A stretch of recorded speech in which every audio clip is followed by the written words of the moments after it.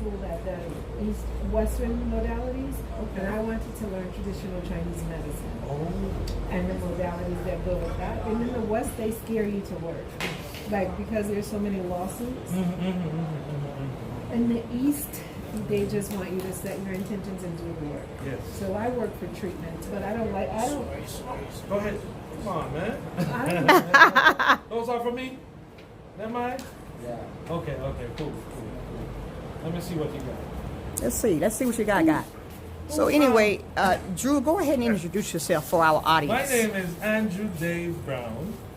They call me Mr. Dave, Senior, Rector, Chairman. In the States, they call me Drewski, A.B.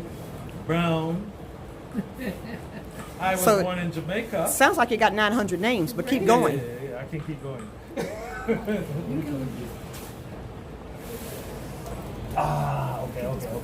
Roll it up. So, I was born in Jamaica, and I moved to the States when I was 18 years old. Right? And I spent most of my time, well, not most, but 13 years in New York City, in the Bronx. Then I left the Bronx and moved to Atlanta, Georgia. And from Atlanta, Georgia, I'm in Ghana now 5 years. You know, my brother came before me and he started the clinic. And every year he would be like, you need to come, man. Yo, come to Ghana. Ghana is nice. And I used to say, are you crazy? I ain't going to that place. Them folks are crazy. Ghana is sweet. You said that too? No. But when I came, right? That's what I said. Ghana is sweet though. I had an epiphany. Okay. When I got to Accra, the airport, I swear to God. Got off the plane, went through customs. Something was happening. When I got outside, I'm like, holy SHIT. This is home. I have never felt like this in Jamaica. Because in Jamaica, I have to be like, okay, let me see who's watching. Yes. Yeah. Let me see who, and we get in the car, and I'm, even if the driver's not looking, I'm like, okay, right? But here, I felt 100% at home. And we came and we started in Asokwa, close to Makion Junction. Much smaller place. But we had a space issue, parking, smoking, whatever. So we said we needed somewhere bigger, and then we look around and we found this spot. So we're here now. No, in Asokwa we were there for over a year, almost 2 years. And here we're here for, I guess the same amount of time. Yeah. You know, the COVID, we were supposed to have a grand opening, right? In the January, before the COVID hit. Yes. And that was it. We had to send home everybody. We had 6 girls, we had to send them home. We couldn't even pay some of them. Wow. Right? And so we had to start over. Of course. So here we are. And it's been great for the last 6 months or more. So tell us, what is unique about the Jamaican restaurant and sports bar? Tell us what would one find unique about your spot? It's the vibes. It's the energy we bring. You know, we Jamaican, we act like we are somebody. Okay. Proud. Shoulders up, you know what I mean? Ego, yes, right? all of that. But we figured with my energy, he's in the background, we could do something unique.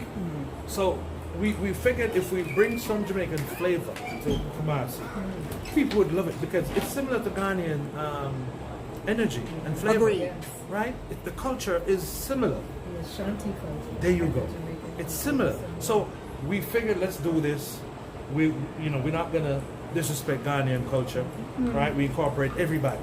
If you look at the colors, they're similar to their Asante colors. Yes. Right?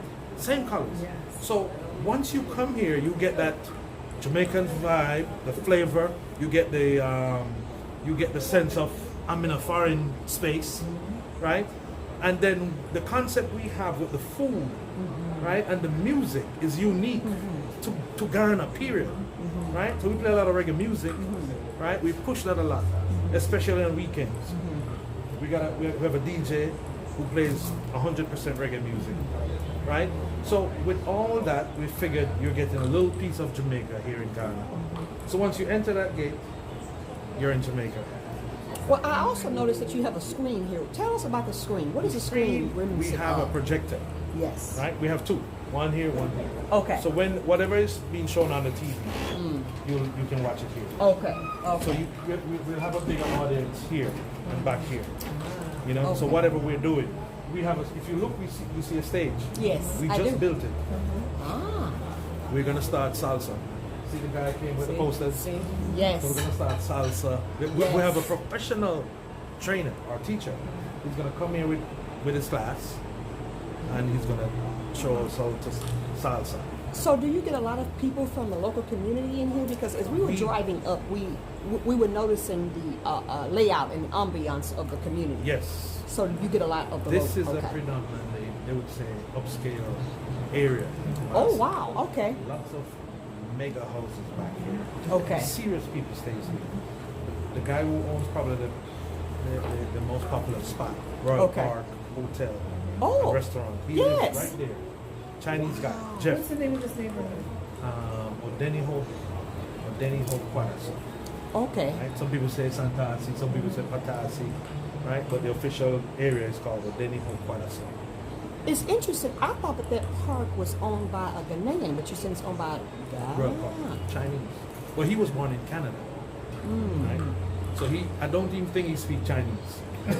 So I only mention that because my Yes. sister and I, Yes. we want like to patronize That's- locally owned businesses. Good. And again, we were drawn here because she did a search because Yes. I was famished today, and she knows I like to get my eat on. And then guess what? Most of our clientele are expats, Okay. right? People who have traveled, who lived in the UK, lived in Canada, lived in the States, Okay. lived in other parts of Europe, even from where you are, Dubai. We get a lot of people, so they know the Jamaican food. So they'll come and be like, "Oh, let me get some. You see what you asked for? Yes. Oh, you Yes. have oxtail? You have curry chicken?" I'm like, "Okay, so where you living?" And they say, "Oh, we're in England. Yes. We eat Jamaican food." I'm like, "Aquava." Yes. Exactly. Exactly. It's Exactly. similar to their food. Yeah. So I know a lot of West Africans in New York who Yes. eat Jamaican food because it's similar to their Yes, food yes. when they don't want to cook or when they can't find really good West African restaurants. Yes. They will eat Jamaican food, especially in Brooklyn and the Bronx. Yeah, like they eat Yeah, it yeah. 'cause Every it's block similar. in the States, every block has probably 4 Jamaican restaurants. So let me ask you this. You Yes. mentioned your brother. Yes. But this particular location, how long have you had this spot, this land? It's a little over 2 years. Okay. Yes. Okay, The clinic so was in when you- Asokwa at Makian Junction, so we moved it. I'll take you inside soon. So, but when you came here, this Yes. was nothing but just land full No. of brush? The structure was here. Building was here, but nothing was happening. We had to gut inside, and we physically did 99% of the work inside.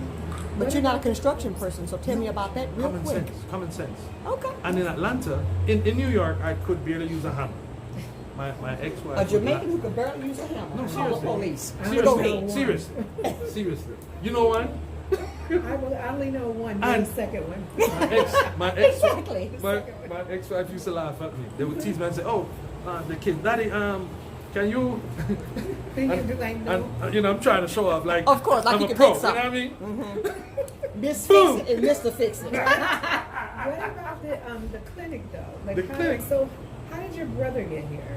He With the came, chiropractic and he will business. give you more information. But he came because his friend came before him.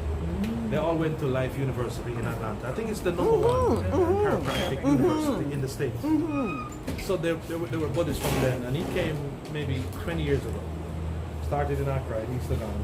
There's a clinic similar Wow. to this in East Legon, right behind AMC Mall. Oh yes. Okay. Yes. Okay, so that's where it started from. And then they had one here, they had one in Cape Coast, they had one in Takrady, and they were doing it. So it was down to 2 here In and Accra. Accra. So my brother used to go back and forth. Kumasi, Accra, 3 days, 3 days, or 3.5 days, 3.5 days. And then his contract with that particular guy ran out. So this guy is the one who brought him here. Encouraged him to come. Why not come? Come to Ghana. And I guess he was saying the same thing like me. Are you crazy? Right. And he's been here now over I think 12, 13, 14 years.